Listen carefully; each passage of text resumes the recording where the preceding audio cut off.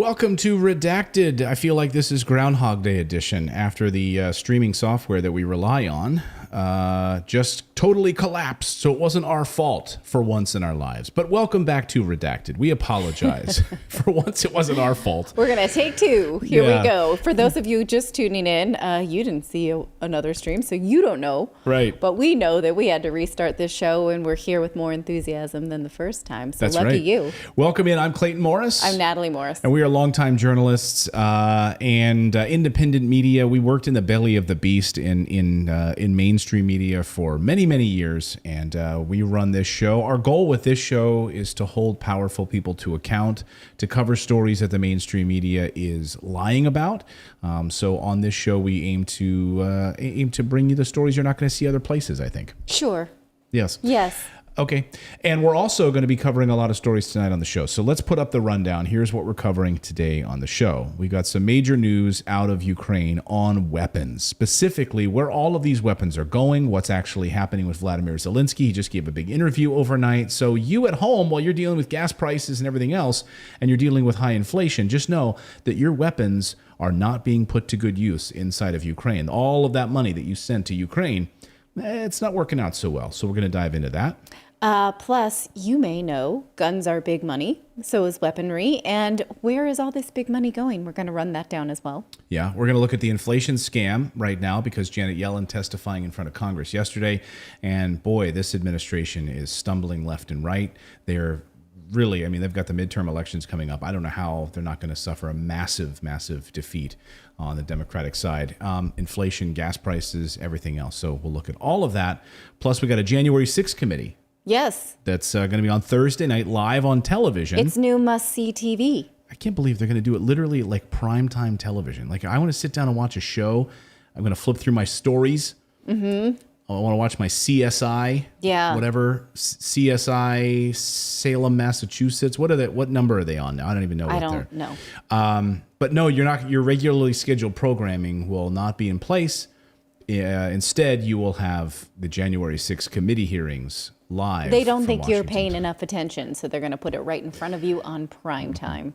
So we're going to talk about all of that and more on today's show. Hey, if you're not already a member, head on over to redacted.inc and join our community. You will get more content like this, and we will be able to have a discussion without censorship of big tech.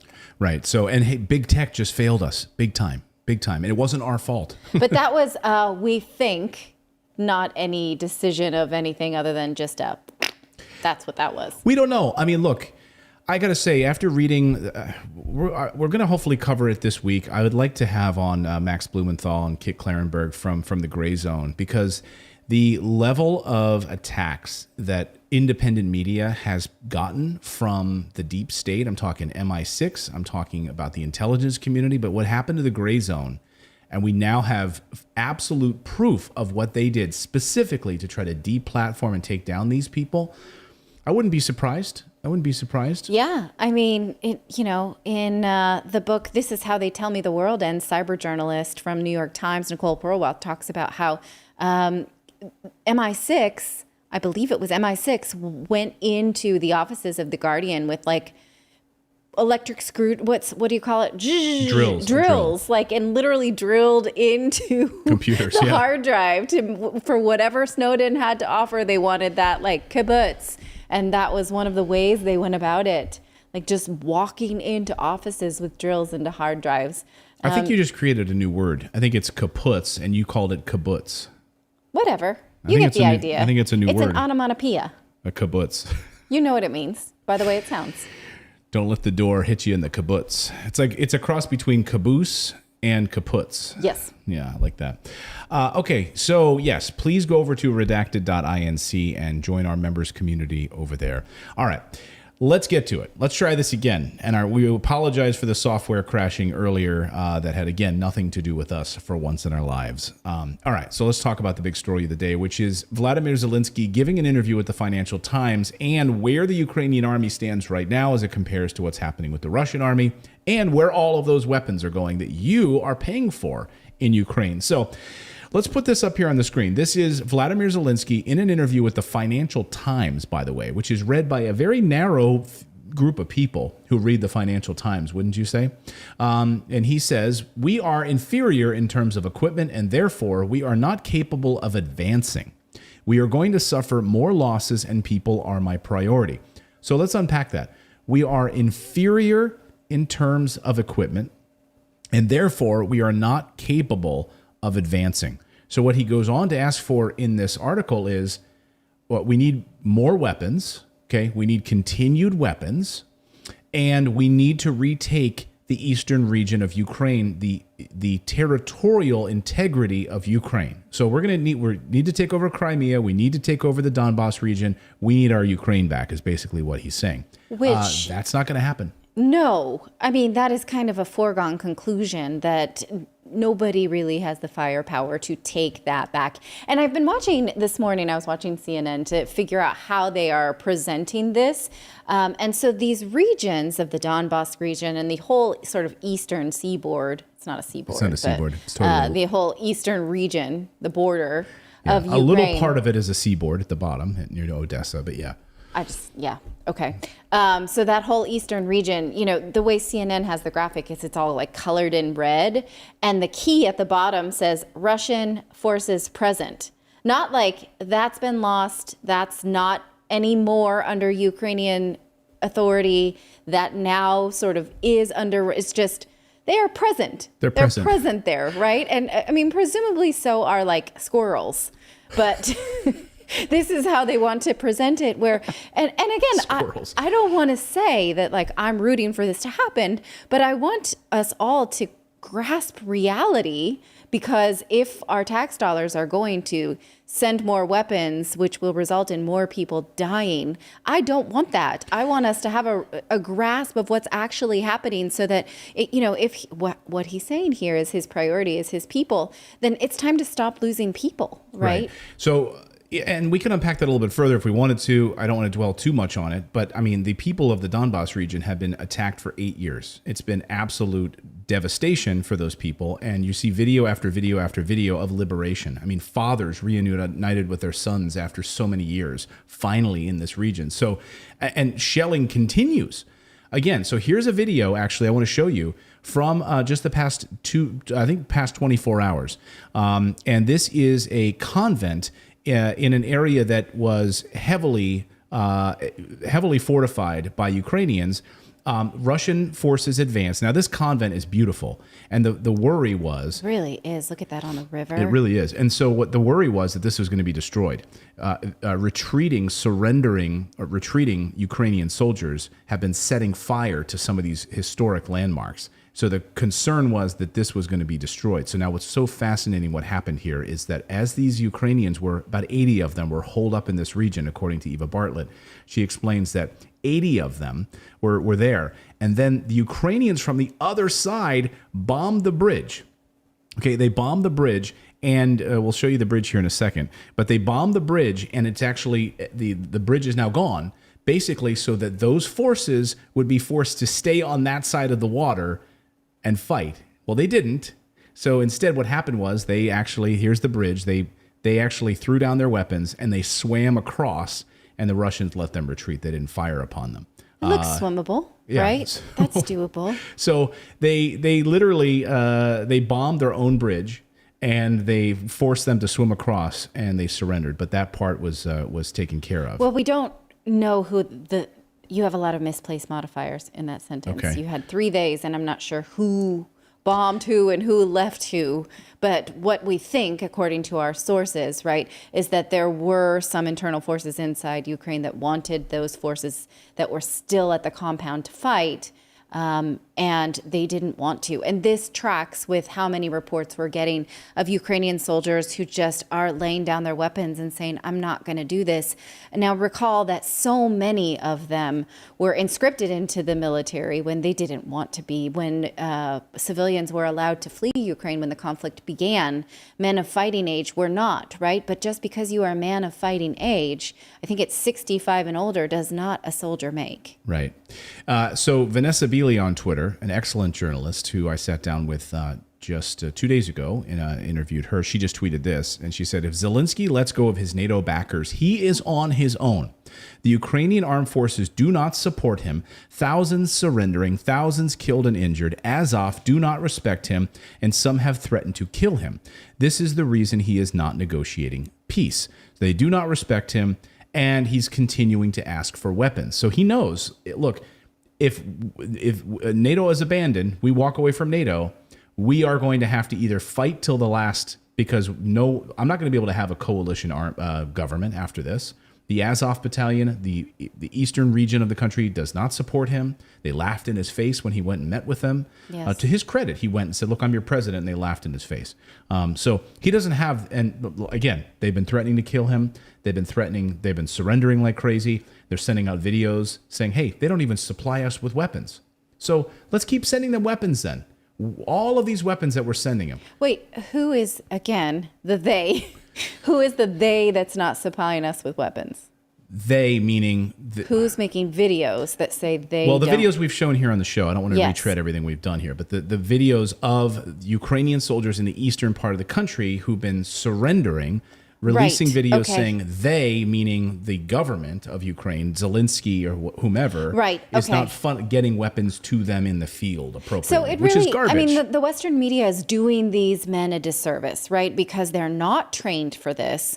They were kept behind to fight for something maybe they don't even ideologically align with. And we're putting them in more and more dangerous positions by putting guns in that. There are reports that the guns are not really great, not super high tech. It's sort of the overflow that Western governments had in storage, right?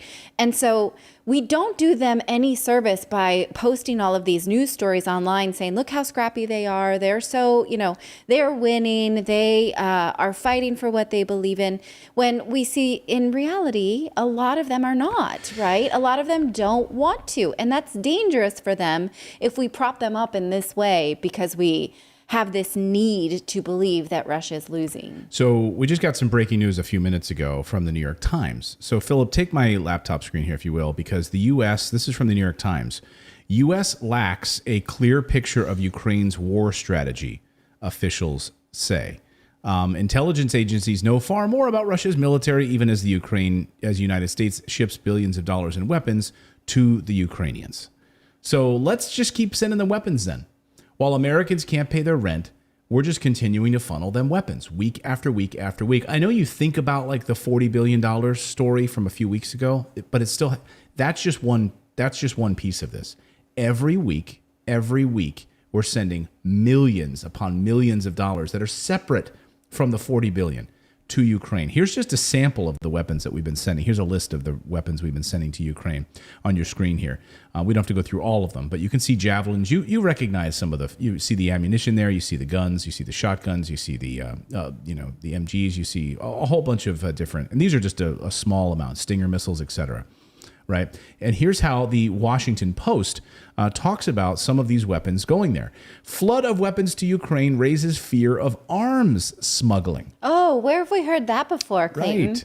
Well, we heard it on CNN. Here's what CNN had to say about this, right? No, I mean, learning our lesson from wars past. Oh, right. Exactly. Well, yes, when we send weapons into these regions, into Al-Qaeda hands and others. Afghanistan, Exactly. Saudi Arabia, these things happen when you flood countries with weapons and then don't have a way to track them. So this was CNN a few weeks ago. Remember this?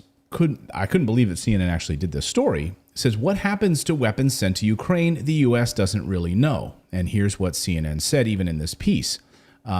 We have fidelity for a short time, but when it enters the fog of war, we have almost zero, said one source briefed on U.S. intelligence. It drops into a big black hole, and you have almost no sense of it at all after a short period of time. Okay, and even the New York Times then, this week, admitting the disaster of our sending weapons to Ukraine. So New York Times has been doing a couple stories, the one we just showed you a second ago, and this one earlier this week.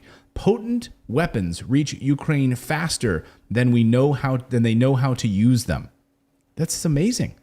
Yes, and it's also extremely dangerous for people who don't know what they're doing to just be flooded with guns. You have to think about, all the media told us how Ukraine's just like us. They are sort of metropolitan, especially Kiev, European place. And you think of people like that all of a sudden being surrounded by guns when they don't know how to use them, or being sent out into places where they need guns and they don't have them. This just doesn't seem like a recipe for success. And it's, who is it helping? Well, it's not helping anyone because they're not even figuring out how to use them. Here's how Here's how Intel Republic reported it. The New York Times admits advanced Western weapons are reaching Ukrainians unable to understand or use them. This is amazing. One Ukrainian soldier said, "It's like being given an iPhone 13 and only being able to make phone calls. Most of these systems take months to learn to operate, years to train or effectively combat." Think about that for a second. And here's my favorite part of the New York Times piece so they pulled out that piece, but here's my favorite part of this New York Times piece. I'm going to read it here. "It may seem like a perfect choice to help make better use of the anti-tank gun built in 1985. It can see targets at night and transmit their distance, compass, heading, and GPS coordinates. Some soldiers learned enough to operate the tool, but then rotated elsewhere in recent days, leaving the unit with an expensive paperweight. Quote, I've been trying to learn how to use it by reading the manual in English and using Google Translate to understand it," Sergeant Piskanka says. Well, we saw images of Lloyd Austin on a Zoom call. Can't he just bring him up and say, "Can you tell me how to use this, please?" I mean, it's unbelievable. So we have this idea, I think in Congress anyway, that we're just sending all of these weapons and they know how to use them. Right? Do they think that, or do they? I'm just trying to give them the benefit of the doubt. Do they just not care? I mean, let us know in the chat. What do you guys think? Do we actually believe they know how to use these things when we're sending them to them, or are we just supplying money to military-industrial complex and we really don't give a rat's ass where this stuff winds up? Or are we so disconnected from the fact that guns enacts violence on our entire country, but will solve a problem in another country? We do not dare to think these things are related, that people who are not trained to have guns maybe shouldn't have them, right? People who are not qualified to have guns maybe shouldn't have them. Mm-hmm. There should be some standard of, I don't know, certification or something. You shouldn't just flood places with weapons. Well, you think, but that's the way we do it. We flood these weapons, and then they come back. We end up fighting against these guys. We end up fighting against these weapons eventually in the hands of terrorists in other times. And so, Ukraine. Here's how the Toronto Star puts it. Take a look at this, the front page of the Toronto Star. Ukraine is getting rockets and tanks from the West, but frontline soldiers scrounge for bullets. So they're getting these weapons in Ukraine, but the frontline soldiers can't get their hands on the actual bullets. Here's the Toronto Star even closer. This is how they sum it up. Ukraine has what the Global Organized Crime Index in 2021 called one of the largest arms trafficking markets in Europe. Experts have called for greater accountability and tighter controls over weapons shipments, in part to ensure that they are not diverted to the black market or for personal profit of public officials. But here we go, guys. The moment you've been waiting for. Yes, these weapons are hitting the black market in a big, big way. So take a look at your screen. This is black market website of javelins. The starting price for javelins from the United States military is $30,000. You can buy a javelin. That's the starting bid to buy one of these. And the weapons on these websites it's not just javelins. It's all manner of arms that are being sold for cash. As soon as they're getting them, in many respects, they're putting them right up on these websites on the black market in order to sell these things. Glocks, javelins, stingers, you name it. There they are, available for you to buy if you want. That's amazing. $30,000. $30,000 on the dark web. This is where you're... That's not a lot if you are a drug cartel, right? No, it's not a lot. I mean, exactly. $30,000, that's like going out to lunch money. For terrorist organizations. And I mean, it's infuriating on so many levels. I just want to kind of get back to the idea, though, that American taxpayers who are working so hard right now, and we're going to get to inflation here in a little bit on the show, your tax dollars, you're being told that this is to uphold your democratic values. And these weapons are landing there, and these guys know they're not going to fight. They don't stand a chance against the Russians. So they're just going to sell them on the dark web. $30,000, $40,000, that'll sustain them for a long time. They're going to sell our American weapons. You would hope, right? If someone has the wherewithal to do something like that, and they are, I mean, think about the kind of person who would do this, right? I can't even. I hope so. You know what? I hope so. We were so fucking stupid to send this shit to these people, and Congress didn't listen to their constituents, right? Congress, people calling up, flooding their phones, like, please do not send this money. Do not send these weapons. Do not vote for this. What about a stimulus package? What about Build Back Better? Whatever happened to that? Whatever happened to any of the stuff we've talked about? Yes. Lowering prescription drug prices, any of that? Nothing. And so, in some ways, I'm happy. I'm happy because these guys are such, freaking morons. Maybe I'm not happy. I'm actually more furious and angry when you look at this and you see the people are joking about it. They're sitting in American Humvees. I mean, and they're I driving just around. think that, I don't know. If someone is so disenfranchised, then they figured out how to sell a weapon because they don't know how to use it, right? And it's not just one person. It's happening all over Ukraine. I mean, But those weapons will end up in the hands of someone who does know how to use it and cause death of innocent people. Yeah. That there's no. I mean, Well, it's something that pisses me. Go ahead, Phil. Something that pisses me off is this isn't new. Right. We've been doing this like you even pointed out, like in Afghanistan. Like this has been going on for as long as we've been, I guess selling weapons. Like we know that they get out there, they get into the black market. That we know we can't control them once they're out there, and we still continue to do it, and then we act surprised, turn those weapons against us. It just blows my mind. I think, and I think we'll get to probably why they don't care in just a moment, because on the money side, I mean they know that they can just replenish these things and just continue the money cycle over and over and over again to make as much money as possible. Yes. I mean, it's incredibly infuriating. Do we have any good super chats that we want to get to? Anybody weigh in? Get in your super. If there's any super chats, get them in now. We do have a website that we want you to sign up for. And by the way, if you're watching right now, I always forget to do this because we had a software glitch earlier that kicked us offline. It was not our fault. Hand to the heavens, it was not our fault. Please go ahead and smash that like button. If you smash the like button here, at least on YouTube, it pushes it out in the algorithm to people that need to see this show, need to learn this information. You can share it with a friend, a family member. Please do that. That would be great.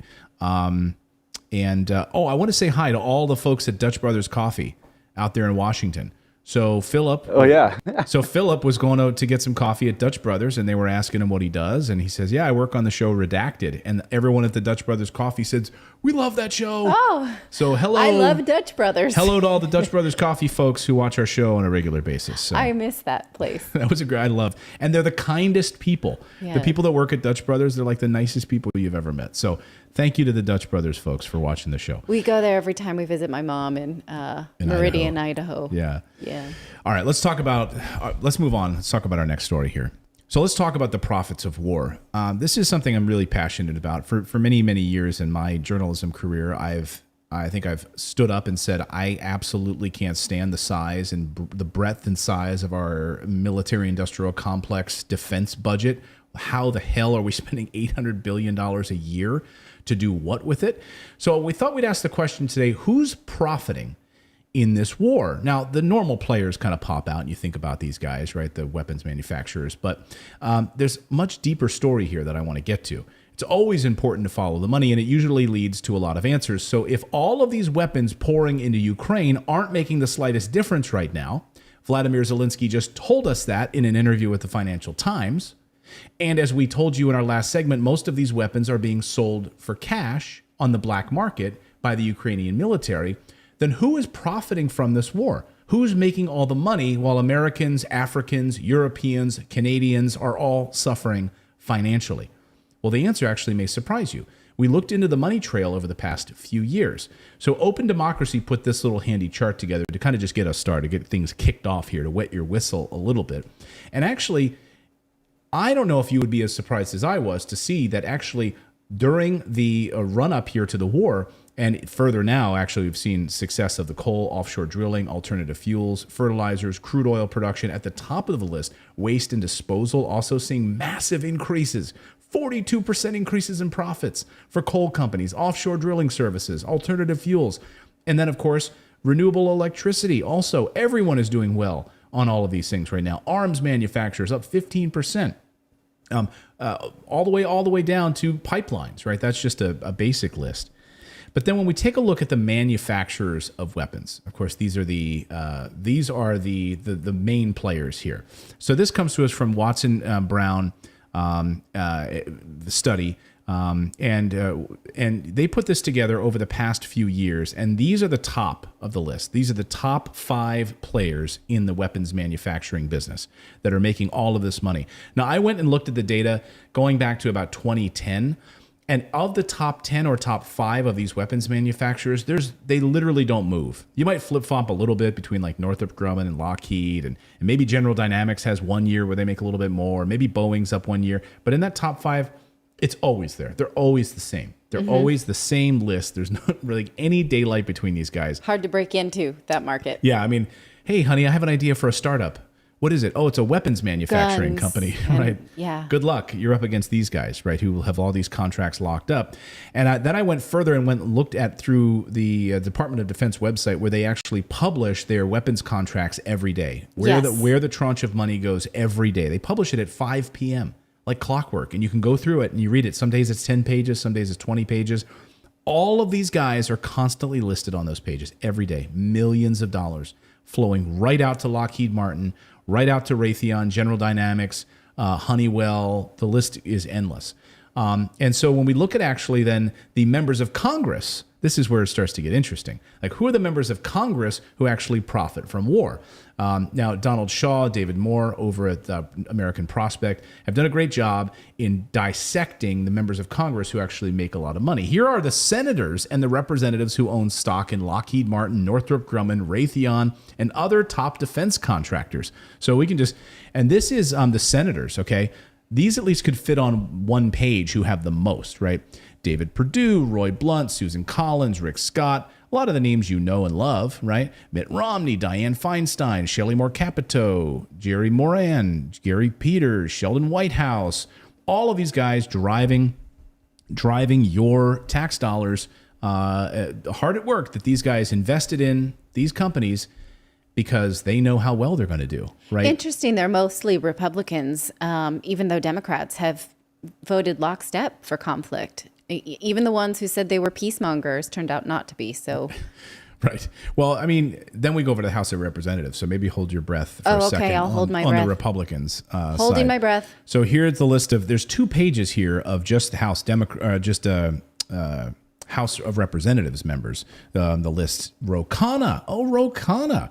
Really, Ro Khanna, who really supposed to be anti-war. Right? Really doesn't want money going to these weapons contractors. He's right at the top of the list. And the list goes on. Fred Upton. And you go to the next page, you see some Democrats. Yeah, Mike Kelly, Dwight Evans, Kurt Schrader, Dean Phillips, Tom Suzy. These are big amounts of money. Are you sure that they are outright investments, or are they perhaps in funds?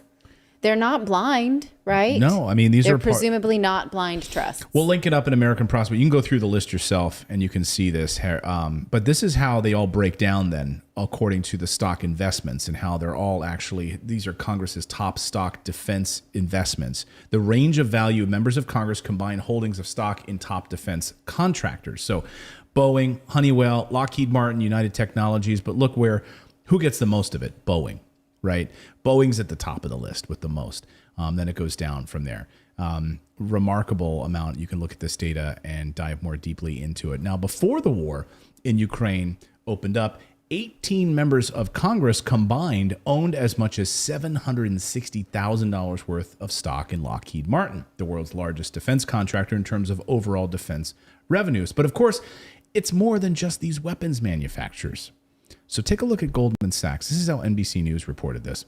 How Goldman Sachs profits from war in Ukraine, a loophole in sanctions. The Wall Street firm has told the public that it's winding down its business in Russia, portraying its actions as supportive of U.S. efforts to stop Russian President Vladimir Putin. But of course, what they're doing is they're actually selling off the debt to make profits, the Russian debt, and making money that way. So here's how, let me pull it up here on my laptop. This is how Goldman Sachs actually does this. That as they wind down, Goldman Sachs, the giant New York investment bank, is cashing in on the war in Ukraine by selling Russian debt to U.S. hedge funds and using a legal loophole in the Biden administration's sanctions to do it. So Western world scrambles to defend Ukraine by locking down Russian money. Goldman Sachs is acting as a broker between Moscow's creditors and U.S. investors, pitching clients on the opportunity to take advantage of Russia's war-crippled economy by buying its debt securities low now and then selling them high later, according to 4 financial world sources familiar with the strategy. Okay, put this in context that now the United States has passed a law that bans Americans, just sort of normal blokes, like you and I, Right. can no longer hold Russian bonds and investments. That's been prohibited. Oh, okay. But Goldman But Sachs can do Goldman it. Sachs can. Okay. This is brand new. This was breaking this afternoon, actually. I'm trying to find a link to it myself. But yes, we can't do it Okay. and make money. But if you're a big dog, you can. If you're a big fish. I mean, and then you start to look more deeply at like Nancy Pelosi and, of course, not wanting to go after stock investments for Congress. Right. So members of Congress profiting off of it. Do you know that there's a whole group of people that follow Nancy Pelosi's stock tips? No. Wouldn't you? Think about this for a second. Think about this for a second. okay. Just role play with me here. You find out that Nancy Pelosi is hugely successful in her stock investments. Yes. Why? Oh, because she is actively involved in driving decisions that affect these companies. Yes. Right? Tim Cook of Apple calls her and they spend an hour on the phone. Like that happened like 7 months ago, right? So she's a huge investor in Apple and Tim Cook calls you. So, I mean, again, these are things where she's making a lot of money. So there's a group of people now who are following her retail trades and they're making good money because, she knows what's up. She has the insider. She literally knows what's up. Not like she's cool, but she has, yes. Yeah. These are extreme conflicts of interest, I think is what we're trying to say. So when we kind of in circle an back, obvious manner. So we kind of circle back to our first segment where we see that Zelensky's army is a joke. They've completely collapsed right now. We see that these guys don't know how to use the weapons we're sending them. They're getting them and they're just turning them over to other people. They're using Google Translate to figure out how to use them. They don't know what they're doing. And we don't care. We don't care because the weapons manufacturers are just going to replenish them. It doesn't matter. Oh, they got handed into the hands of terrorists. They sold them on the black market. Who cares? We need to send more. We just need to keep sending more. We just need to keep sending more. And that's how this ends. This ends with Ukraine's total destruction because, Russia's going to keep hitting these targets. They're going to keep hitting these buildings where these weapons are housed by the West. And, it's game over. We had people in the chat just as recently as last week saying that Russian investments, Russian debt, Russian bonds is actually a good investment for some investors. I don't know that. I have not evaluated that myself, but Right. The Treasury Department now has banned U.S. money managers from buying any Russian debt or stocks. So, okay, who can make money from this now, right? They don't want you to. Right. Yeah, so let us know in the chat on that. And all you need to do is be a subscriber to chat with us during the live show. We changed it because we wanted to be able to have that interaction. And we moved our community away from YouTube, our members community. It's over on redacted.inc. Please go over there. It's totally free to subscribe. And you can become a channel member over there and support the show if you'd like. Totally up to you. We totally know, again, a lot of people on fixed incomes and so forth. So no, it's totally free. But if you'd like to support us, you can. We are independent journalists, but redacted.inc is the place to go. Do we have any super chats here before we move on to inflation? Anything come in? Let me check. I can't bring them up on screen because the new system isn't working for that. But we had Okay. Mind of Jamal with a $10 super chat. Said, I'm mad because my Republicans are trying to relive Ronald Reagan in the 80s. We won in the 80s. Also, could this be Biden way of distracting from this disaster of a presidency? Zelensky is a wrong. Okay. And we had Thank you for Lockbert with a $5 super chat. I think it should be renamed to Military Industrial Congressional Complex. Yeah.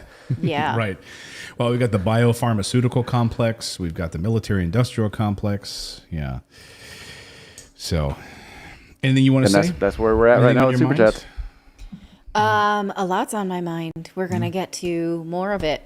I mean, my mind is in these stories. Do you want more? You want to know what No, I just, we're taking a breather, getting some Taking coffee. a breather? Okay. Taking a breather, getting a coffee. I just, Yeah. Okay. Let me readjust myself. I have a bit of a wedgie, if that's what you wanted to hear. Do you need any help with that? No, thank you. It is hump day after all.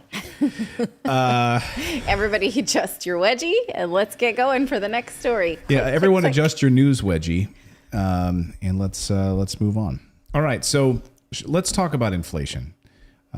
It's sort of this nebulous term that's been thrown around over the past year, and I don't think a lot of people really have a strong grasp on exactly what it is. So we turned to our elected leaders yesterday in Washington to really get a strong understanding of what inflation is and how it's affecting the American people. I should say that as of this afternoon, we have a new record.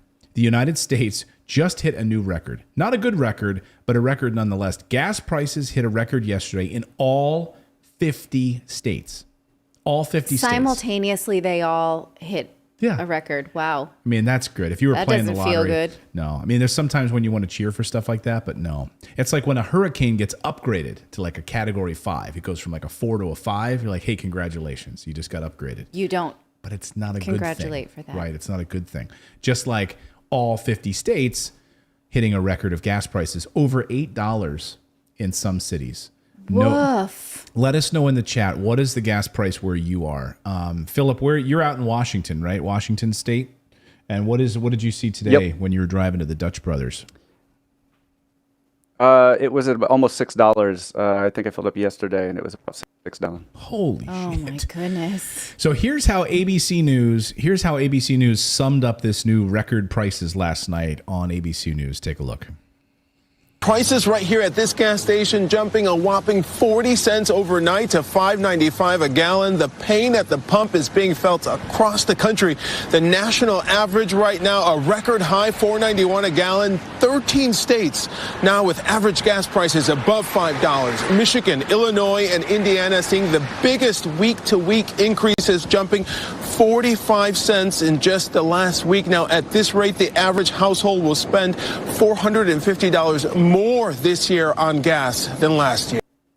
$450 more this year than last year, just on gas alone. But you also have to think about small businesses and how much this is going to hurt them. Right. My father, he has a landscaping company with about 20 trucks that go out every day, about 100 people. And those gas prices just crush him, and he's in the San Francisco Bay Area. Oh my God. And What does he say? awful. What does he say about the gas? I have not, I'm afraid to bring it up because it's such and so growing up in a family like this was something we always spoke about. When gas prices were up, he was like, the fleets are so expensive, right? So you know what happens here? We went through this in the pandemic, right? So the little guy gets crushed, right? Yeah. The small business owner that has 20 trucks gets crushed. But the large multinational corporations absorb it. And just like we talked about at the World Economic Forum and so forth, these guys do well because they can absorb it and they crush the competition. Yes. And that's what lockdowns did. It crushed the competition. So again, do you see any big push from your federal government to fix this? No. But yesterday, maybe we got a glimmer of hope, because don't worry, the Democrats are in charge of your government right now and they have a plan. Treasury Secretary Janet Yellen was lightly grilled, maybe poached, about inflation yesterday and gas prices on Capitol Hill. Here is her plan to lower these record high gas prices. With respect to energy, the administration has done everything that they can to bring down energy costs, for example, through an historic release of 1 million barrels a day from the Strategic Petroleum Reserve, and energy prices, gas prices, while very high, have risen a lot. They would be higher without that. But Putin's war in Ukraine is having impacts on energy and food prices globally. Okay. So even she does not look comfortable. she doesn't saying look like she that. believes that at all. No, it seems like she's been told that she has to say it. Like we have to button it up with Putin's price hike. Like, Don't forget you to gotta work bring in it that around. work in that little Putin's price hike thing at the end. If you got to squeeze that in at the end, so we've done all we can. So we're out of options from the Biden administration. But hey, let's turn to Commerce Secretary Gina Raimondo. Let's see if Gina has anything that will actually help us. Here she is on CNN talking with Kate Baldwin about how the Biden administration plans to handle these crippling gas prices.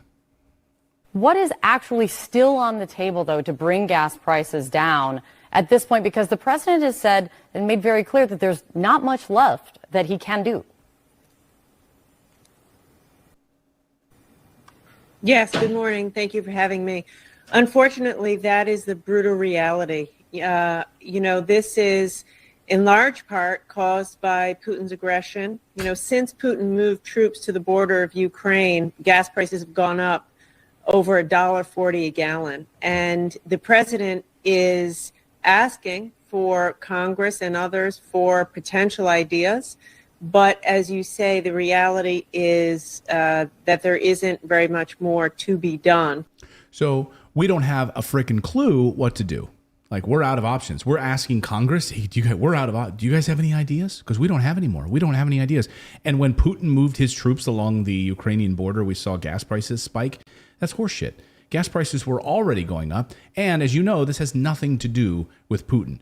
By the way, so now you have an option. You do have one more option, which is to stop all of these ridiculous sanctions, right? There's a direct line between these sanctions and, Yes. and American suffering. Yes. So when you say there's nothing more you can do, there's absolutely something you can do. Well, we saw with the pandemic what they want to do, right? Who they want to help. There are plenty of things they could do, specifically, like I said, for small businesses. Or other, there are tax credits that you can offer. There are. Where are they going to get the money? They've sent I know, I'm joking, but like $40 billion that you just sent to Ukraine. What if there was like some sort of a lever to help small businesses during this? There are so many things that you could offer for incentivizing. In fact, my sister just rings in on what my dad is doing because she says now we have over 100 vehicles now in the fleet. So Wow. Way to catch up, Natalie. I said 20. Plus so he has a big tub grinder, which you take, forestry that's been removed, green waste, and turn it into mulch. And that burns 35 gallons of gas an hour. Holy smokes. Plus heavy equipment loaders. So he's making everyone carpool to job sites. Now, they're just having to make all of these adjustments because otherwise there's no business without it, right? So there are plenty of things the government can do to incentivize that or to help small businesses. They have no appetite for it. No. In fact, we're going to talk about later, they're talking about, instead we will invest more in green technology. But that leaves behind all manner of people who don't have that in their business plan right now. Right. Well, Democrats, of course, want to blame the minority party, Republicans, for inflation with ridiculous excuses. So they keep saying, you guys are stopping everything we're trying to do. Here's what Brian Tyler Cohen had to say about it. And this has been all over Twitter, shared quote from Brian Tyler Cohen, who I like. I think he's a funny guy. But this is a quote. Yes, inflation is high. That's why Democrats proposed measures to cut costs like capping insulin prices and suspending the gas tax and all of the elements of Build Back Better, from childcare to lower drug prices. Republicans blocked all of it. They wail about problems and offer zero solutions. That's what Brian Tyler Cohen says. Now, this has been shared. Okay, but wait. Hold on. Let me just say that's been shared by Democrats all over Twitter all afternoon on this. Like, that's their okay. But the insulin price piece of it does not actually have anything to do with inflation. They're only capping how much consumers might pay for it, not what insurance companies will pay for it or negotiate with the drug companies. So there still will be increasing amount of money in the economy because the price of insulin will remain. That will not bring down any money in circulation. It will just mean you have to spend less of it, right? And so when there is too much money in an economy, too many tax cuts, too much money the government gives itself, too much government spending. It means there's a ton of money out there, but not for you. Your buying power gets smaller. So this capping of insulin prices actually doesn't help anybody. It just means what you're paying out of pocket, but it still means the economy is big, right? Yeah, you're living in a big economy. And this argument that that they you don't voted have power against, in. the Republicans voted against it, it's like horseshit. You had the opportunity. You had the opportunity. Bernie Sanders and the squad and these other people had the opportunity to do something about Build Back Better. You're going to punt that to Republicans? You guys are running things. But let's be honest. Both parties are total shit. Both parties are awful. That's our stance here on this show. We are independent. I haven't voted. I'm a registered independent. We hate everybody equally. Yeah, we hate imperialists equally. I don't care what party you're a part of. Neither of them are any good. But Democrats are running Washington right now. So I think they have the perfect plan to help you all pay less at the gas pump. This is how Democrats see the world. This is how Democrats think that you should be able to get rid of high gas prices. This is Michigan Democratic Senator Debbie Stabenow. Now, I nearly spit out my Cheerios when I heard her say this. Take a listen. I do have to say, just on the issue of gas prices, after waiting for a long time to have enough chips in this country to finally get my electric vehicle, I got it and drove it from Michigan to here this last weekend and went by every single gas station, and didn't matter how high it was. And so I'm looking forward to the opportunity for us to move to vehicles that aren't going to be dependent on the whims of the oil companies and the international markets. Okay, there's not a zero cost to electric vehicles, first of all. Right. That money has to come, that The charge average has price to come from somewhere. The average price for an electric vehicle is $56,000. So Okay. good for her. Yes, she said she saved enough chips. Also, you don't eat Cheerios. I don't eat Cheerios. I was just trying to think of a something that would look good being spit out of my mouth. That's not it. What would look good being spit out of my mouth? Nothing. Okay. I don't want to go there. Your whiskey. You spit out your whiskey. I spit out my whiskey. Sure. Thank you, Philip. Thank you. So she was super excited. She drives past gas stations all the time. She does, and she just laughed. She's like, "Look at all those suckers out there that are having to pay such high gas prices. I don't, because I'm driving an expensive electric car. Now, I drive an electric car.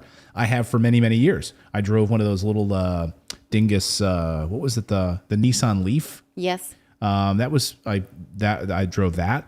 I drive right now a little Mini Cooper, an electric Mini Cooper, and it was actually pretty cheap. I bought a used one, and it's actually cheaper than some of the gas cars. So that's a cheap one. I don't know what she's driving, but my point is to drive by gas stations and to look at them and laugh, basically. I just kept driving by gas stations and I just kept going, I'm so glad I don't have to stop there. Too bad for you, Too bad. suckers. All of you suckers out there, too bad.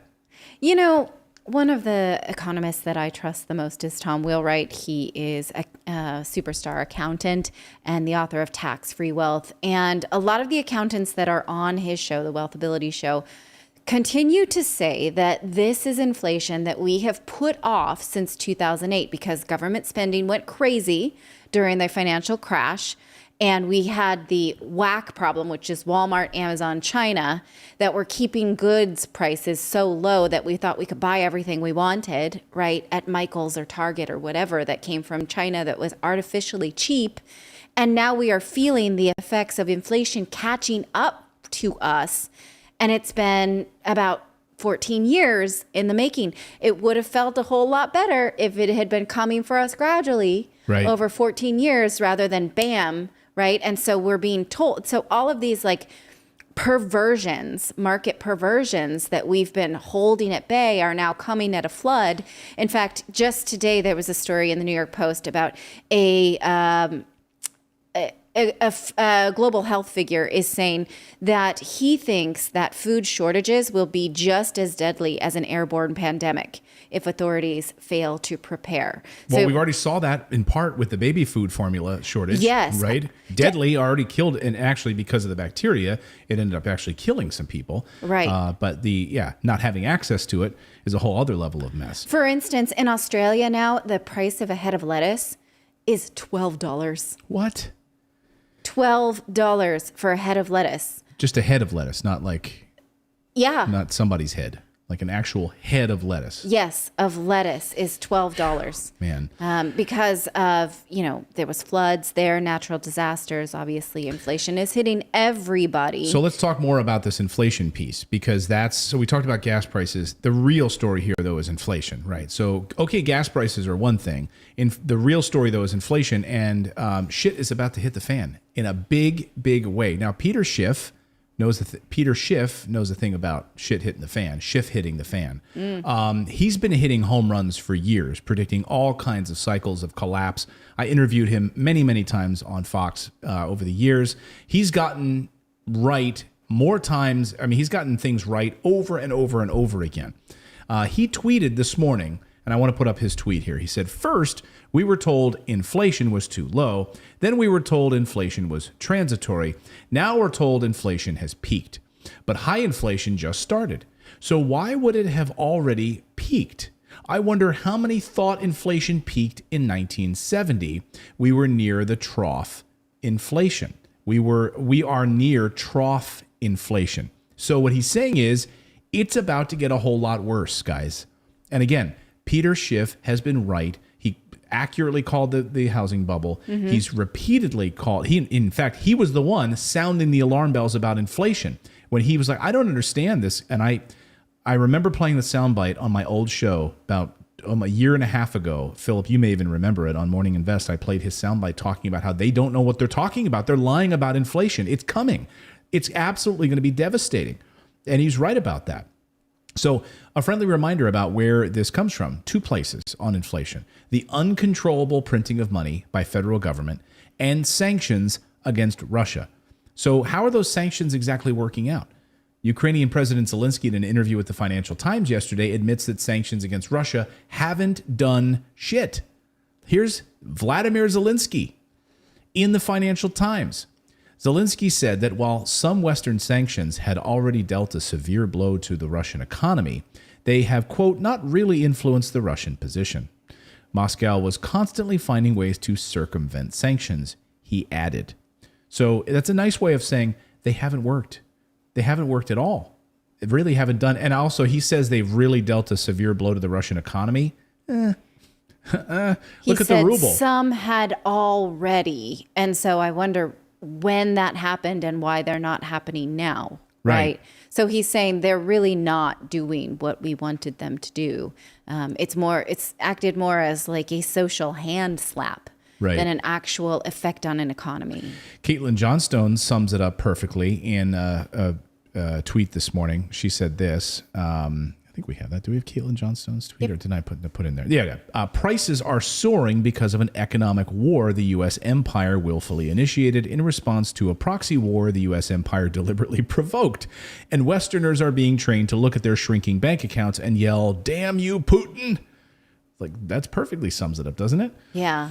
When you talk about the Russian ruble, right? So Zelensky's saying that the Russian economy was hurt. I don't know about that at all, because the Russian ruble is at an all-time high. Russia's new oil profits are at a record today. And today's crude prices chart. Look at this from Wyatt Reed. He tweeted this earlier. The price of crude oil just hit its highest point since the summer of 2008, as anti-Russia sanctions continue to backfire spectacularly. The Russian government is set to earn an unprecedented $300,000 plus, $300+ billion from oil and gas exports this year, and the West only has itself to blame. We have estimates from some economists that oil could hit $300 a barrel.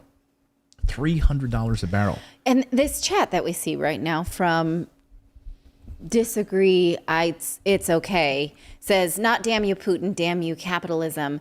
But this is not capitalism at play. None of this are free markets. None of it, right? It's all manipulated markets. In a capitalist market, it should be free market. This is chock full of perversion. And fraud and corruption. They're all perverts. Right there. Everybody who is involved in decision making is perverting the free market economy, and then we are all hurting as a result. Right. I mean, just look back to the story we did earlier from NBC News, where we talked about Goldman Sachs. Right. So you and I can't have access to invest in Russian bonds, et cetera, but Goldman Sachs can do it. It's a perversion of capitalist markets. So it's not an actual capitalist market where we're on a level playing field and we have the opportunity to grow and excel. No, it's being perverted because those in Washington keep certain people down and they elevate other people. That's exactly how it does. So $300 a barrel for oil. Think about that. We're at like 150 right now. Yeah. That's where we're headed. But don't worry, the White House press spokeswoman, Karine Jean-Pierre, knows just how historic this is. This is Jean-Pierre. Take a listen. What we have seen is historic numbers. We are in a historic place in history, historic place right now as we look at where we are with the economy. Very, very different than where we were a year ago, and that is because of what the president has been able to do with a comprehensive plan to get people vaccinated, with a plan to get people back to work. Okay. What the hell are you talking about? This is history, guys. She's like, well, we're in a historic moment. Do you feel good about yourself right now? This is historic. We're back to work. We're in worse shape than we've ever been. Yes, so you're talking about we're in this historic moment right now, but how does that, explain that a little bit more? Take a listen. But to the point about, you're saying that people feel good about their personal financial situation. High gas prices, people can't get baby formula, the supply chain is messed up, everything is more expensive. Where's the good part?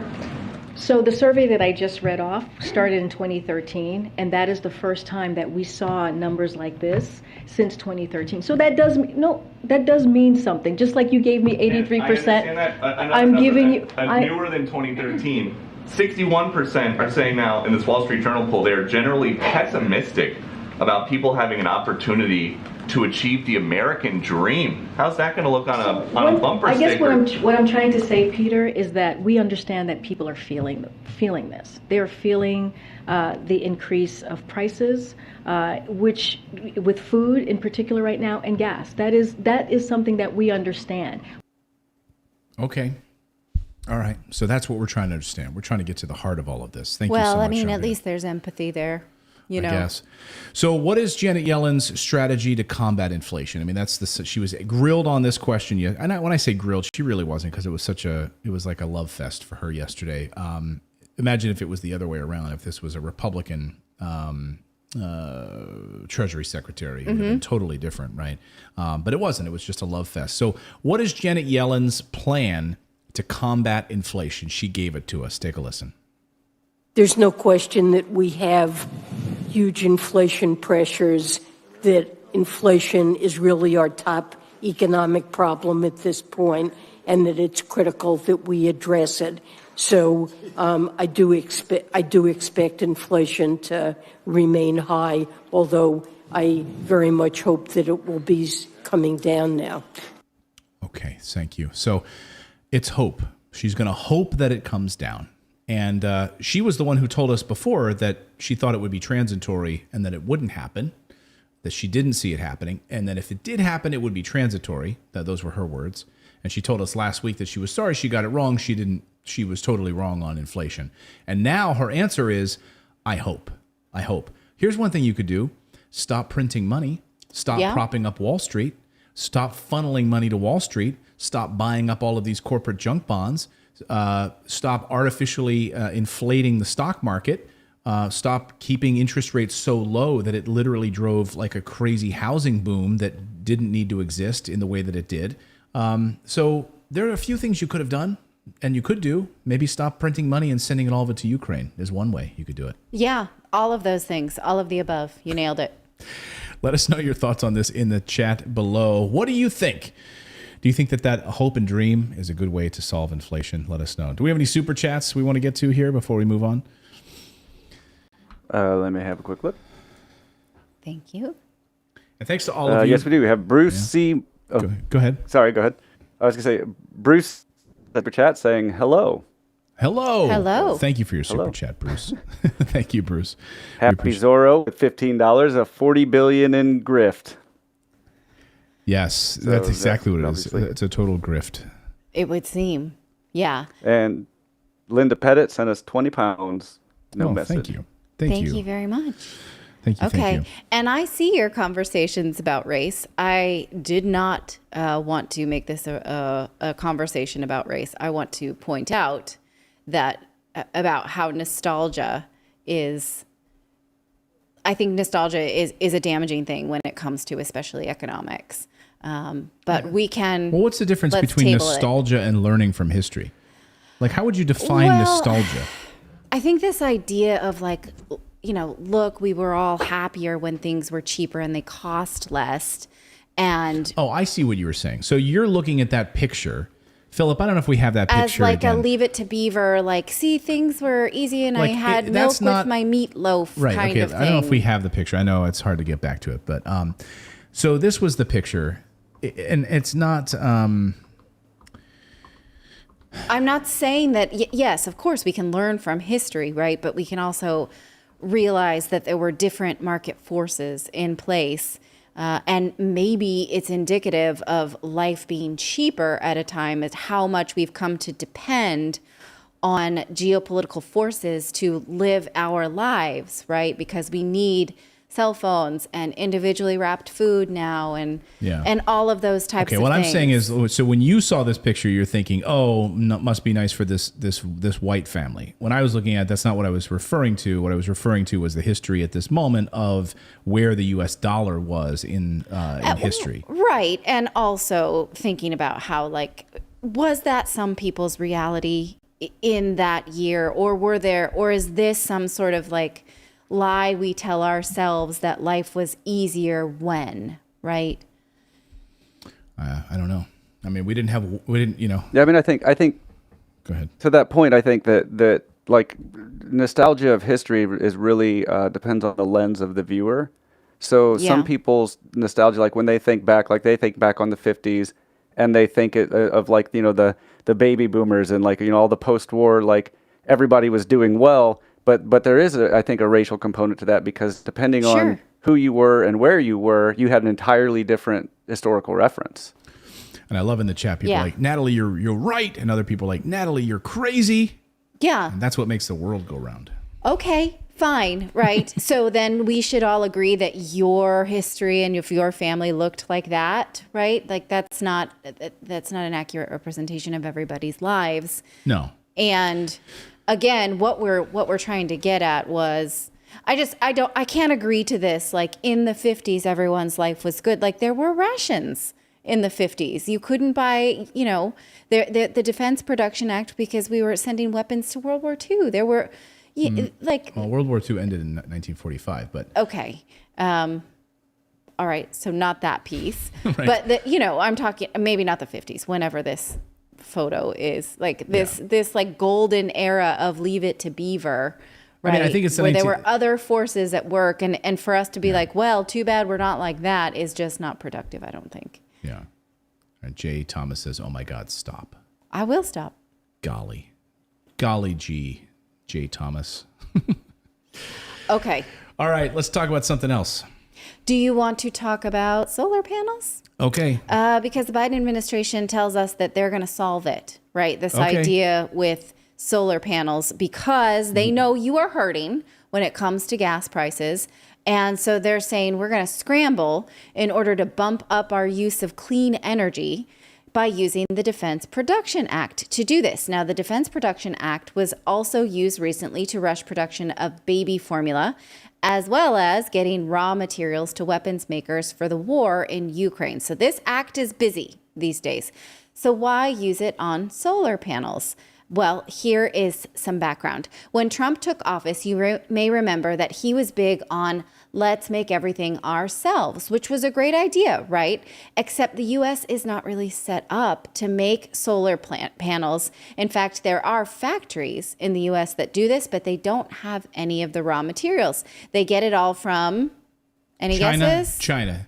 It's pronounced Gina. Yes, from Asia. Specifically. Asia, okay. Now, Trump slapped a tariff on Chinese imports of solar panels and components, and the market basically skid to a halt. According to the Department of Energy, our last booming year for solar industry was 2016, with 43% of electric power generation workforce employed in solar technologies. That accounted for about 374,000 jobs.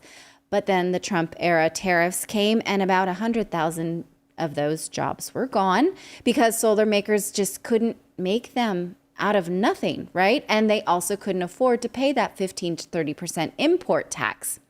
So in February, the Biden administration actually approved a 4-year extension of those taxes. But then this week, the administration now says it will put a pause on those for just 2 years. So the administration is calling this a, quote, 24-month bridge as domestic manufacturers rapidly scale up to ensure the reliability of the components that U.S. solar deployers need to construct clean energy projects and an electric grid for the 21st century, while reinforcing the integrity of our trade laws and processes. So it does feel very much like we know you're hurting because we, haven't pulled ourselves off of fossil fuels. So we're going to ramp up on solar panels. Don't worry, we got it. So you can calm down about these high gas prices, which, right? Does that feel comforting? So how long? Yeah, and how long? I mean, no, not at all. Like the amount of overlap on this is ridiculous, right? So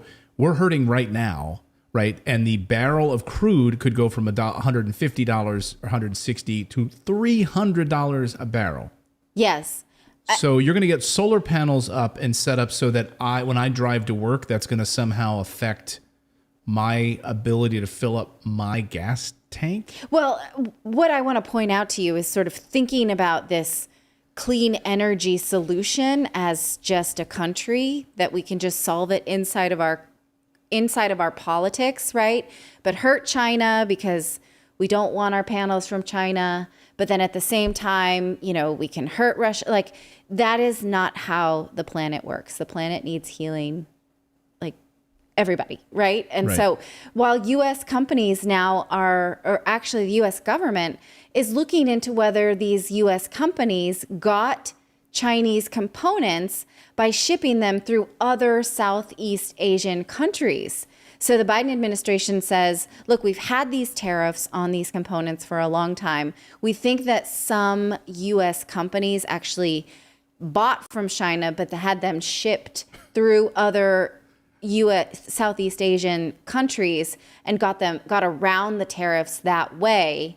And we want to know who did that and maybe impose some sort of back taxes or penalty on them. Okay. We're upset that you did it, but now we're going to lessen the tariff or get rid of it for a while so you can get them directly. You shouldn't have been, and we're going to find you if you did, but now you can, right, is what we're going to find you. What you did was wrong, but now we realize that. But now you can do it. But now we realize that, like, hey, actually, it's a good idea. So now you can do it going forward, but we're going to still fine you if you did it before. Right. And I mean, think about sort of the idea of solar technology is that we're lowering the carbon footprint of energy, right? So, but these solar panels may have, or these components have been mined in China and then shipped like around the long way to get to a factory to be assembled in the United States, right? So there's a high carbon footprint on those components before they even become a solar panel. Yeah, I mean, there's so much debate too, and we got a lot of people calling out like the Greta Thunberg and the whole Thunberg, and all of the people at Davos about this idea of the carbon footprint, and so all of these big companies get to like measure carbon footprints. Like, what even is that? What does that mean?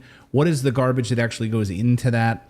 What is an actual carbon footprint? Can you show me that it's actually better for us to do this, like reach around on solar panels, than it is for me to literally just get the oil out of my backyard and actually start pumping oil? Like, I mean, prove it to me, because I don't think they are. Not to mention that, I mean, there's a lot of water that goes into the manufacture of a solar panel because it is made of silicone semiconductors. And each semiconductor takes about 10 gallons per chip. There are, by some estimates, that semiconductor factories use between 2 and 4 million gallons of water per day. Wow. So, if but we're all so super convinced that this is better and that we need it in the United States now. But, it's okay if we get these products from China and they, ship things around the world and they use a ton of water to make them. But as long as they make it to us, it's Then okay, it's okay. and then we'll put it together, and then we'll have more solar power, and then it's all going to be all right. And I mean, one, that does not power really very much in your life right now. Right. And two, that is sort of a fragmented way of thinking of environmentalist policy. And that's just really not how the planet works. Like, we can't say, oh, China, you use all the water and you ship it and that's okay, right? And then when it gets here, it will, like, it's sort of asinine thinking, but it's another example of how the Biden administration is telling us, it's okay, we're going to fix it. Like, applaud us for these decisions because we realize what's happened here. And, clean energy is going to save us all. Right. A minute too late. Well, and also you think about like wind power as well. So wind, they get these giant turbines, and they have no way, when they stop working and they're broken down, they have no way to recycle these things. So they have they're graveyards with these giant, I don't even know what they're called, windmill arms. What are the things that that do the winding? Blades. I knew there was going to be a word. So they don't even have a way to recycle these things, So they have there's graveyards of these giant blades, but no one thinks about that stuff. They're just like, as long as they look good, we can actually subsidize this stuff. Yeah. That's how it goes. That's how the cookie crumbles. Yes. Don't forget to subscribe to the channel. We've got another big story I want to cover right now, which is the January 6th committee. We'll get to that before we get you out of here. But please make sure you're subscribed to the channel. Now, I think when you're looking at it, someone corrected me the other day that if you're looking at it right now and your subscribe button is gray, that means you're not subscribed. I don't know. David says if it's red, that means you're not subscribed. I don't know. Either way, please hit the subscribe button. If it says subscribe, then I guess you need to subscribe. Yeah, then you're not. If it says subscribed, yeah. Usually that's the way. Well, what happened is YouTube clears people out, so they'll go through and unsubscribe you from channels. You might be wondering, you're like, hey, I thought I subscribed to this channel already. Guess what? YouTube just goes through and does what they want. So, but hey, if you're on Rumble doesn't do that, and neither does Twitch. I don't think Facebook does it. So, anyway, all right, you ready to talk about the January 6th committee? Because something big is coming to your television. Something big is coming to your television on Thursday night. Unfortunately, it's not the NBA Finals or Seinfeld reunion or maybe a Friends reunion. No, in fact, it's the live production of the January 6th hearings, because Democrats are headed for a landslide loss in the midterm elections, and they are going to push these January 6th hearings as hard as they can. So they are going to put them in primetime television. Here's Michael Tracy on Twitter. He said it nicely. Democrats aim to motivate voters this November by highlighting their only two policy achievements: tediously dramatizing January 6th and standing with Ukraine. I know it sounds like reductive. Is that the right word? But that's absolutely accurate. They have nothing else to stand on right now. It would be interesting if Democrats could come out and say, hey, remember that Build Back Better plan? All of those roads and bridges that we said we were going to fix? Did that get fixed? Remember those lowering prescription drug prices, fixing education, healthcare in the United States, all of those things we ran on. Preschool. Yeah, pre-K, student loans. I mean, all of the stuff that they talked about, the squad talked about, none of it.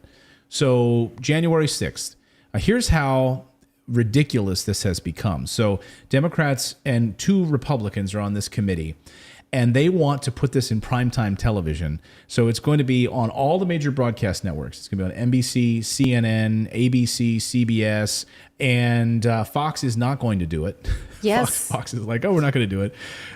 Tucker. We don't want anything to do with that. No, Tucker's show, by the way, it gets huge ratings. So Tucker's like, no, we're just going to do our monologue and screw you. We're going to do our thing. We'll have a summation of it, and we're going to do our own thing. But all the other networks, MSNBC, they're all going to be airing these primetime versions of this, just like the Watergate hearings. So they were live during the day during Watergate, and then they rebroadcast them at night because millions of people wanted to see these hearings about Richard Nixon being impeached or fired, So this is how big of a deal it is to the January 6th committee that they have now hired an executive from ABC's Good Morning America. Okay, here's the guy. This was a scoop from Axios. They hired the producer from ABC. This is Goldston. And he is a former executive with ABC's Good Morning America. He's done, he did Nightline. He did a whole bunch of primetime investigative pieces. So they brought him on board because they want to produce the shit out of this thing. You hire a big television producer because you want to draw in viewers and they want to make this thing as palatable as possible. Just remember, folks, they used your taxpayer dollars to hire this guy, to hire a television producer to produce the January 6th committee. Okay. Kevin McCarthy, the House Minority Leader, was not happy about this. Kevin McCarthy tweeted this. He said, the Democrats have turned the former ABC News executive under whose leadership ABC spiked a story on you-know-who to choreograph their January 6th political theater. See, if I mention his name, unfortunately, what happens is we get demonetized, unfortunately. So yeah, ABC, of course, you might remember this. Here's the letter that Kevin McCarthy actually sent in 2019 to the head of ABC at the time, who is now going to be heading up this committee hearings. And here it is. Let's take a closer look. I think we have the full letter. Do we have the letter or no? Maybe we don't. I thought we did. I don't have the full letter. No. Okay, no worries. So anyway, he basically says, hey, ABC, you guys totally spiked the story on that you guys had on Mr. Epstein. Mm-hmm. I said it anyway. And you guys spiked the story. You had the story. Amy Rohrbach at ABC acknowledged that you had the story. You had the details on this, right? And you didn't do it. You didn't run the story. Why didn't you do it? And now this is the very same guy that for political purposes, like spiked that story, is now going to be in charge of broadcasting to the nation how everything looks and appears on your television screen. So, well, I mean, we have the saying political theater for a reason. Right. This is it, right? We're going to get it. I think it's worth remembering that Senate, congressional investigative committees don't really have the power to indict people or to, so this is just like, it's what it says. It's investigative. They can make recommendations that law enforcement agencies do something about any of this wrongdoing. But so far, that hasn't amounted to a whole lot. So we'll see exactly what, it does seem like a lot of grandstanding. So, and it's all about power. You're right about that. Although it's showing power, it's showing, and it's trying to make the other party look bad on television, right? Yes. You're going to try to make Trump. It's going to be a lot of trying to make Trump look bad, Trump voters look bad, et cetera, et cetera. That's how they're going to position this. That it's MAGA. That's exactly how they're going to try to do this. Because honestly, they have nothing else to go on right now to win the midterm elections. They're hoping that this is the thing, right? And they need some memes out of this. Yeah, no, that's exactly right. They need like little TikTok videos and things like that people can post. So here was Kevin McCarthy. He also wrote an opinion piece in the Wall Street Journal just the other day about all of this theater that's going to be unfolding on your televisions. And he says, rather than operating openly, the Select Committee on January 6th is working behind closed doors and selectively leaking cherry-picked information. When it has presented some evidence in public, the committee has been caught deliberately altering documents, including a text message pertaining to one of us, to malign conservatives. Really? Altering text messages to prove their point? Yes. Take a look at this. This is the story that covered this. January 6th committee admits to altering text message between Mark Meadows and Jim Jordan. January 6th committee admitted that it changed a text message between former White House Chief of Staff Mark Meadows and Representative Jim Jordan, excluding relevant context about how they wanted then Vice President Mike Pence to handle electoral votes. Oh, so you can just go in and change text messages as part of your investigation? If it fits, If sure. it fits. Well, they've also, we learned today, going after Twitter. So the January 6th committee, when we talk about power and grabbing power, they're going after Twitter. Twitter's not happy about it. So here's how the Rolling Stone broke the story, actually. The January 6th committee wants Twitter's internal Slack messages. They want to know what was going on behind the scenes at Twitter, a private company, well, a public company, but a company nonetheless, not part of government. Like what was going on behind the scenes on Twitter during what was happening at the Capitol. Glenn Greenwald wrote a great piece about the abuse of power. I should You should all go and read it on his Substack. But he then tweeted this on Twitter. He said, the Sixth Committee has abused its power in all sorts of ways. There's a real question about whether it has exceeded constitutional limits on Congress' investigative power by even existing. But this attempt to obtain Twitter's internal communications illustrates how extremist it's been. Now, if you needed any more evidence that this is all about politics, then look no further than Liz Cheney, one of 2 Republicans on this committee. She was asked about the attacks and specifically was asked, is this a conspiracy? Here's how she responded to CBS. Conspiracy? I think certainly, I mean, look, if you look at the court filings, do you believe it was a conspiracy? I do. It is extremely broad. It's extremely well organized. It's really chilling. Then today we learned this about Liz Cheney. Some of the very people that that are one of the witnesses subpoenaed by her committee. She also then tried to extract campaign cash from the Federalist. Take a look at this. So that's good. So you can try to get campaign money from the very witnesses that are subpoenaed to come before your committee. Okay. So go to the Federalist to read that. So again, this is all theatrics and dog and pony show, like arresting or indicting Peter Navarro, who wasn't there, had nothing to, arguably nothing to do with it. Putting him in shackles. The amount of the massive dragnet. Like, I think what happened on that day was abhorrent. Right? Sure. Absolutely abhorrent. Like, should never have happened. But then the massive dragnet that unfolded, like arresting people's moms or, investigating mothers of different people all across the country. Think about the manhunt and the involvement there. And then think about just the violence and the bloodshed that we see in our cities across the United States. We had 10 mass shootings in this weekend in Philadelphia, and Chattanooga, and this is what these law enforcement officials are focused on? Right, or what they want you to see them doing. Right. And so, I think we are being invited to participate in this, and I think it's important that we not sort of give them too much credit for due diligence at this point, because, it does seem very self-serving. Yeah. Do we have any super chats we want to get to here before we wrap things up today? While Philip is looking for that, how about this? I tell you about our show sponsor, our friends. They just reached out to me earlier today. They're now giving away 11 stocks for free. 11. This is crazy. Our friends over at Moomoo, right now, if you open and fund your account, their website isn't even updated to reflect all of these new stocks they're giving away for June. Now, this is a great trading platform. You can get 10 free stocks on Moomoo and 1 free share of Lucid when you deposit $100. That's an exclusive. That's a total of 11 stocks that you get in the month of June just for opening an account and depositing $100. That's it. So this is fantastic. I know it's pretty crazy, but when these brokerages compete with one another, they do some awesome stuff. So right now you can get that extra stock. You can learn how to trade. They've got all sorts of great resources there to learn how to trade. You could trade like Nancy Pelosi. Follow her stock. She's doing so great that you could follow what she does in the stock market and make great money just doing what she's doing. Just follow the stock advice. You're investing in Apple or whatever she's doing.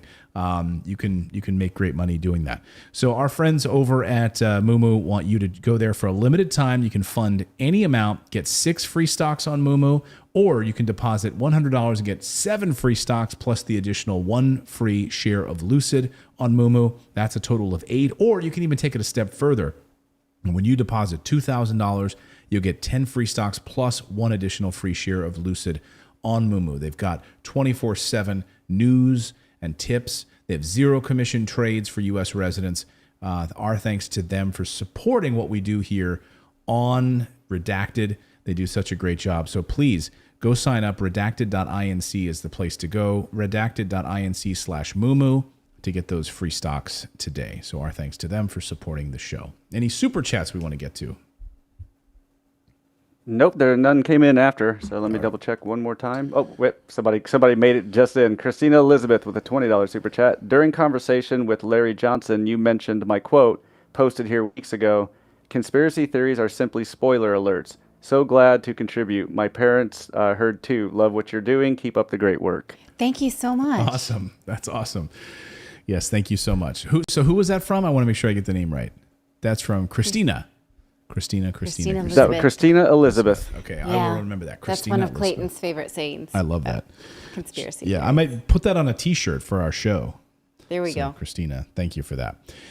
All right. Well, thank you to all of you for subscribing to the channel and becoming a part of our great community here. We really appreciate your support. And thank you for suffering through with us today as we had that software glitch at the beginning of the show, which our initial live stream crashed because of the software. Yeah, and you all came over to the new feed. So thank you so much for seeking us out and following. That's I'm tickled pink by it. Yes, thank you so very much. much. And thanks to all of you for joining us. Don't forget to go check out our website at redacted.inc. It's not .com, it's redacted.inc. Become a member over there for free. You can also become a channel member and supporter if you want, which just for like the price of a cup of coffee once a month, you can become a channel supporter. Support independent journalism and our whole team here at Redacted. Much love to all of you. We will see you back here tomorrow at 4 p.m. Eastern Time. Bye now. Bye-bye.